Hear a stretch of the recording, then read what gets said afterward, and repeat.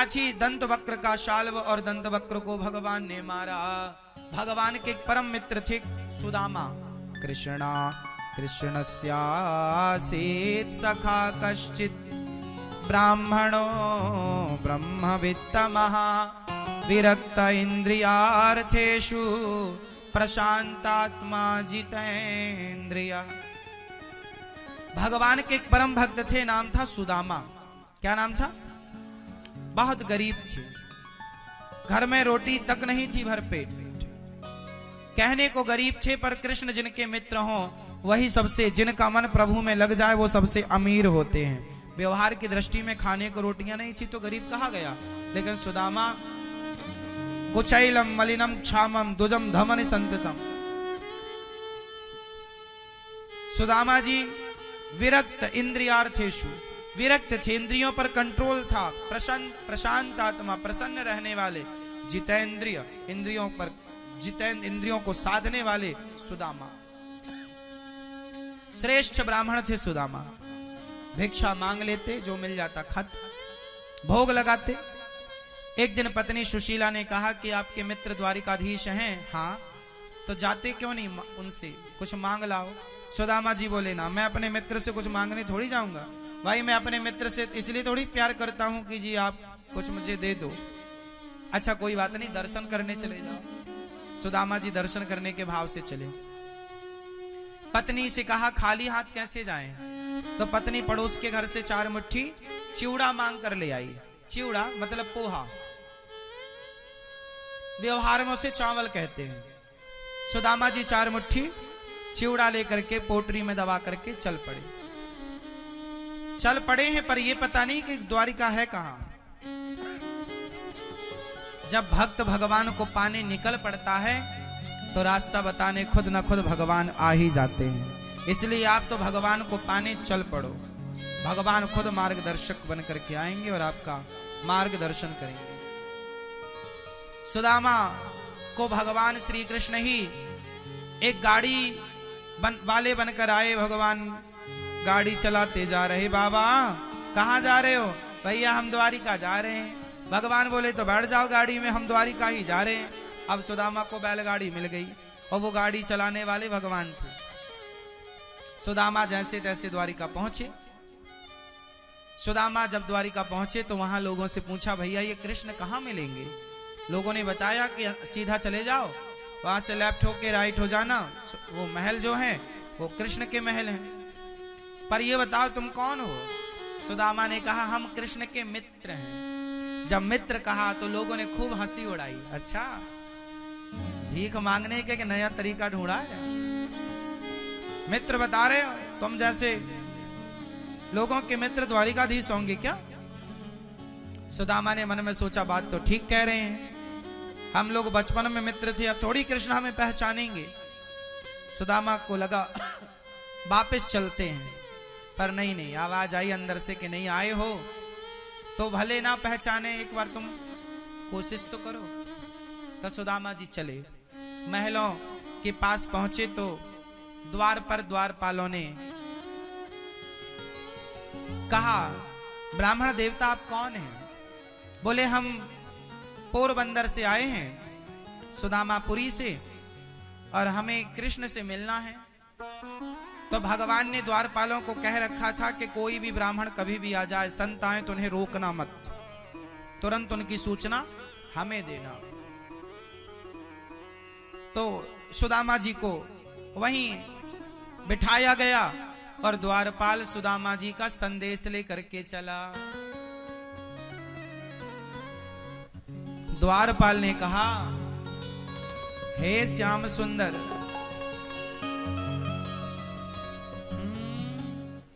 ओ शीश पगाना जगा तन में आही जाने को आही बसेंगे ही ग्रामा। धोती फटी सिलटी दुपटी और पाए उपासन की नहीं शाम। द्वारे खड़ो ध्वज दुर्बल एक रहो चक सो वसुधारा भिरामा। पूछत दीन दयाल को नाम बतावत अपनो नाम सुदामा। पूछत दीन दयाल को धाम, बतावत अपनो नाम सुदामा। जब सुदामा आए हैं ये बात श्याम सुंदर ने सुनी, द्वारपाल ने कहा कि कोई आया है प्रभु, आपसे मिलना चाहता है, फटे से कपड़े हैं, नाम बता रहा है सुदामा। जैसे ही द्वारिकाधीश के कानों में सुदामा गया, वाह, शब्द गया कानों में, सुदामा आए हैं। हाँ, दौड़ पड़े सिंहासन छोड़कर, सुदामा, मित्र सुदामा। कभी ब्रह्मा मिलने आते थे ना, तो ब्रह्मा के लिए ऐसे नहीं दौड़ते थे भगवान, जैसे मित्र के लिए दौड़े हैं। सुदामा दौड़ रहे हैं द्वारिकाधीश। वहां सुदामा को लगा कि कब से बैठा हूं, शायद कृष्ण भूल गए होंगे, अब थोड़ी याद होगी, बचपन की मित्रता है। तो सुदामा वापस जाने लगे कि अभी तक लौट के कोई आया नहीं, कोई रिस्पांस मिला नहीं। जब जाने लगे तो आवाज कानों में पड़ी, सुदामा। पलटकर सुदामा ने देखा तो वहां से दौड़ते हुए कन्हैया, सुंदर से घुंघराले बाल, कानों में सुंदर से कुंडल, भगवान की वही मुस्कान, वही सुंदर सा स्वरूप, वही बड़ी बड़ी आंखें। सुदामा समझ गए, वाह कन्हैया, तू तो बिल्कुल नहीं बदला रे, वही बचपन का मेरा मित्र है, शायद मुझे पहचान गया।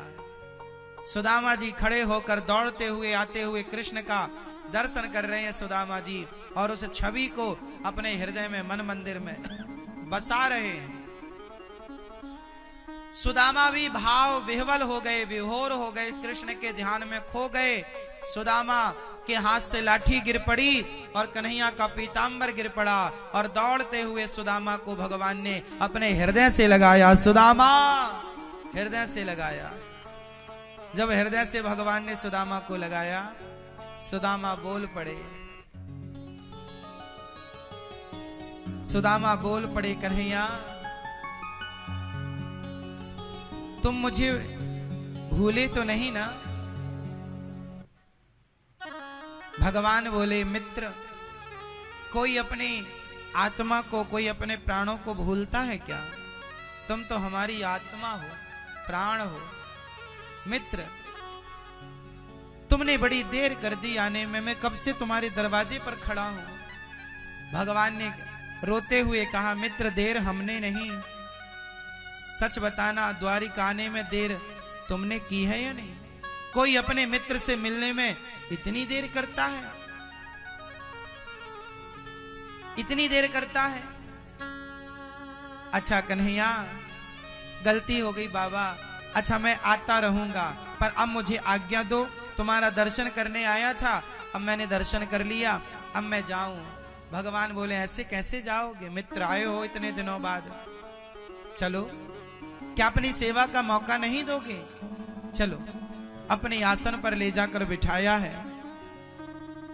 कहा, मित्र, शादी कर ली आपने? हाँ हाँ कर ली। कन्हैया बोले, लो, शादी कर ली, बुलाया भी नहीं, अपने मित्र को याद नहीं किया, विवाह कर लिया। तो सुदामा जी ने कहा, तुमने कितनी की? बोले, हमने तो 16,108।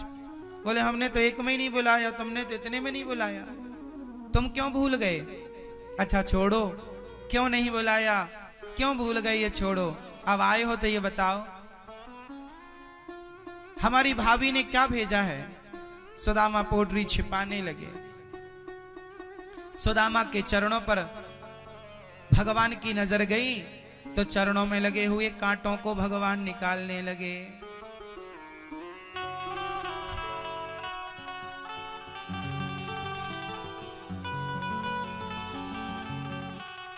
पाव के छाले देखे, जब पाव के छाले सुदामा के देखे तो यार की हालत देखी, उसकी हालत पे रोया। यार के आगे अपनी शान शौकत पे रोया। ऐसे तड़पा तड़प क्षमा परवाना के लिए, ऐसे तड़पा तड़प क्षमा परवाना के लिए, कन्हैया उतना रोया रोया है सुदामा के लिए, जितना राधा रानी रोई कान्हा के लिए, जितना राधा रानी रोई कान्हा के लिए, कन्हैया उतना रोया रोया है सुदामा के लिए। पाव के छाले देखे तो दुख के मारे रोया, पाव धोने की खातिर खुशी के मारे रोया, आंसू थे भरपाई बस हर जाना के लिए, आंसू थे भरपाई बस हर जाना के लिए, कन्हैया उतना रोया रोया है सुदामा के लिए, कन्हैया उतना रोया रोया है सुदामा के लिए। चावल भगवान सुदामा से मांग रहे हैं, भाभी ने क्या भेजा, चरण धो रहे हैं तो चरण धोते जा रहे हैं गोविंद अपने नेत्रों के जल से। देखो ये प्रेम है। हमने अभी बताया ना कि यदि भगवान भक्त के लिए रोए हैं तो फिर भक्त को भी भगवान के लिए रोना चाहिए, और क्योंकि प्रेम आंसुओं से ही टपकता है, प्रेम आंसुओं से ही टपकता है। आपके आंसू ही आपका प्रेम है। इसलिए सुदामा के चरण धोकर भगवान ने कहा, मित्र भाभी ने क्या भेजा, पोटरी छिपाने लगे। भगवान ने छीन ली और खोल कर देखी तो उसके आने पे रोया, उसके जाने पे रोया, हो के गद गद चावल के वो दाने दाने पे रोया। मेरा मित्र मेरे लिए कुछ लाया है, वो चिवड़ा मुट्ठी में भरते हैं भगवान, और एक मुट्ठी चिवड़ा ग्रहण करते हैं, और एक मुट्ठी चावल एक मुट्ठी चिवड़ा खाकर पूरी सृष्टि को तृप्त कर देते हैं भगवान। दूसरी मुट्ठी खाने लगे तो रुक्मणी माँ ने हाथ पकड़ लिया, प्रभु सारा आप खा लेंगे, हमें भी प्रसाद मिले। सुदामा इतने गरीब थे, लेकिन सुदामा द्वारिका कुछ लेने नहीं गए, अपनी हैसियत के अनुसार 4 मुट्ठी चावल देने के लिए गए थे, 4 मुट्ठी चिवड़ा देने गए थे, लेने नहीं। इसलिए आप भी देने का भाव रखो। सुदामा चावल देते हैं, अन्न देते हैं, अन्नदान सबसे बड़ा दान है मेरी मां। सुदामा की तरह एक मुट्ठी चावल देने के योग्य हो तो एक मुट्ठी चावल देना, पर याद रखना भगवान उन्हीं को देते हैं जो भगवान को देते हैं। सुदामा ने जब तक नहीं दिया तो सारी जिंदगी गरीब रहे, और दिया तो एक मुट्ठी खाके भगवान ने विश्वकर्मा को भेज के सुदामा की पूरी नगरी सोने से सुसज्जित कर दी। इतना वैभव दे दिया सुदामा को जितना इंद्र के पास भी नहीं है।